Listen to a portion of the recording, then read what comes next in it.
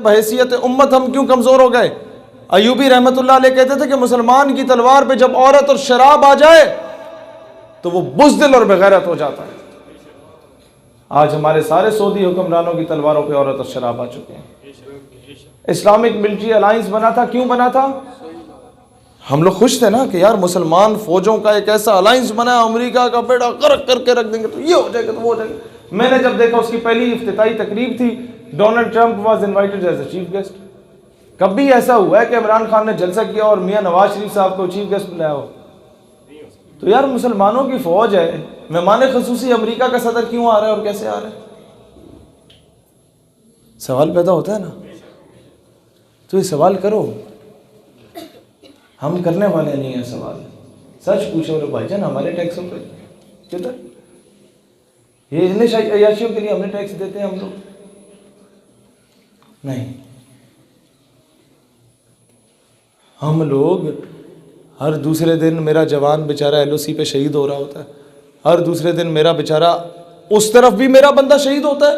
مقبوضہ کشمیر میں جن کی مسجدوں میں گھس کے ہندوستان ہم پہ فائرنگ کرتا ہے کہ ہم لوگ جوابی کارروائی میں ذرا سا خیال رکھیں، تو جناب آپ بھی گائے بھینسوں کو بارڈر پہ باندھنا شروع کر دینا۔ انہیں بھی ہوگا جی ہماری یہ گائے ماتا ہے، تھوڑی سی ہم خیال کریں۔ مسئلہ یہ ہے کہ جب تک آپ لوگ معذرت خانہ پالیسی پہ عمل کرتے رہیں گے، تاریخ آپ کو جوتے مارتی رہے گی۔ کبھی ایسا ہوا ہے؟ آپ تو پھر خوش نصیب لوگ ہیں، یہاں وہ نوابوں وڈیروں والا نظام نہیں ہے۔ کسی دن ٹائم نکال کے انٹیریئر سندھ میں جانا، انٹیریئر پنجاب میں جانا اور بلوچستان جانا، ان کے مزارے جو ہوتے ہیں نا، جو بیچارے زمینوں پہ کام کر رہے ہوتے ہیں، ان سے پوچھنا کبھی ایسا ہوا ہے کہ نواب صاحب نے آپ کو ایک منہ پہ چنڈ ماری ہو، آپ دوسری گال آگے کریں تو نواب صاحب بولے نہیں معذرت، اور نواب دو اور لگاتا ہے؟ یہ انسان کی فطرت ہے۔ لیکن اگر نواب آپ کو چنڈ مار دے اور آپ آگے سے تھوک بھی دے نا، تو نواب آپ کو قتل ضرور کرے گا لیکن کسی اور کو چنڈ مارنے سے پہلے سوچے گا۔ دوستان ذی وقار، اقوام عالم ہمیں وہ اسلام کا صحیح مطلب سکھایا ہی نہیں گیا۔ ہم کہتے ہیں کہ جناب ایک چنڈ مارے، ہم امن کا درس ہمیں ملا اسلام میں، ہم دوسری گال آگے کریں؟ نو، قرآن کا قانون ہے، خون کا بدلہ خون ہے۔ جو فلسطین میں ہوا اس کا بدلہ لیا جائے گا۔ اقوام متحدہ کیا کہتا ہے؟ اسرائیل کرتا ہے ظلم فلسطین پہ، اور ہم لوگ آگے سے کیا کہتے ہیں؟ جناب وہ ظلم تو ہوا ہے لیکن اقوام متحدہ نے بڑا کام کیا۔ ہاں جی کیا کام کیا؟ سیز فائر کر دیا۔ سیز فائر کیا؟ جنگ بندی کر دی، تو جو مظلوموں پہ ظلم ہو رہا تھا وہ رک گیا۔ نہیں، جو ظلم ہو چکا اس کا ازالہ کون بھگتے گا؟ اس کا بدلہ کون لے گا؟ نہیں نہیں نہیں نہیں، اسے رہنے دے، یہ رک تو گیا نا۔ فیض آباد پہ کیوں جا کے بیٹھے 2 سال پہلے؟ انہوں نے کہا جی حلف نامے میں ترمیم ہوئی تھی نا، بس ہم نے معذرت کی، واپس کر لیا حلف نامہ، پھر کیوں بیٹھے؟ اس کی وجہ کیا تھی؟ کوئی جواب نہیں دے رہا تھا۔ میں نے اس وقت، ہم لوگ سوشل میڈیا پہ تھے، ہم نے کہا یار بات یہ ہے، آپ کے بچے کو کوئی اغوا کر کے لے جائے اور آپ واویلا مچائیں، مہینے کے بعد آپ کا بچہ واپس آ کے آپ کو مل جائے تو آپ کیا چپ ہو کے بیٹھ جائیں گے؟ اگلا بندہ کہے گا بس دے دیا نا بچہ واپس، لو چپ ہو جاؤ۔ آپ کہیں گے نہیں، لے کے کیوں گئے؟ کس کے کہنے پہ لے کے گئے؟ یہ تو سوال ہوتے ہیں نا۔ پچھلے 2 سالوں سے اس حکومت میں کلاس 4 میں، کلاس 5 میں، کلاس 8 میں ختم نبوت کے کوئسچنز کو چینج کیا گیا۔ عوام نے سوشل میڈیا پہ احتجاج کیا تو وہ ٹاپکس واپس آ گئے۔ یہ سوال کون اٹھ کے کرے گا کہ بھائی جان چینج کرنے والا کون تھا؟ اس کو سزا کیوں نہیں ہوتی؟ یہ وہ بندہ ہے، وہ گمنام لوگ ہیں جو آپ کے سسٹم میں گھسے ہوئے ہیں اور آپ انہیں نہیں پہچان سکتے۔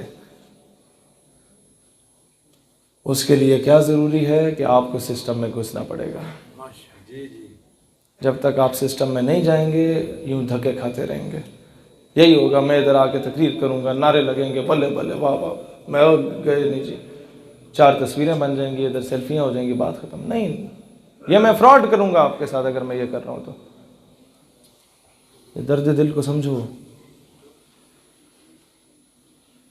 میں ادھر یہ درد دل بانٹنے آیا ہوں، اپنے سینے میں وہ درد ہے نا، میں اس قابل نہیں تھا کہ میں ادھر آ کے ان بچوں کی دستار بندی کروں، تو میں سائڈ پہ پیچھے کھڑا ہو گیا.